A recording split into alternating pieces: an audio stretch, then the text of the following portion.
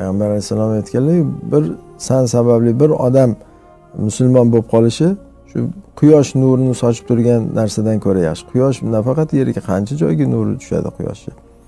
Shuncha narsaga ega bo'lgandan ko'ra insonni bir inson sababli biz sababli bir odam iymonga kelib qolsa, bu juda katta narsa. Yoki biz sabab bir odam namozga tushib qolsa, shunga har birimiz da'vatchi bo'lishlikka harakat qilishimiz kerak. Je bo'lmaganda o'zimizning uyda, oilamizda. Shunchaligiga borganki, bizda oilasida ham da'vat yo'q. O'zi ko'p narsa o'rganib olgan, oilasida ko'p narsa bilmaydi. Ota-onasi bilmaydi.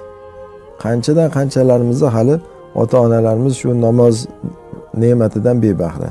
Namoz o'qimaydi otalarimiz, onalarimiz, qanchalarimiz aka-ukalarimiz, hattoki xotini namoz o'qimaydigan, xotini hijobda masala qancha.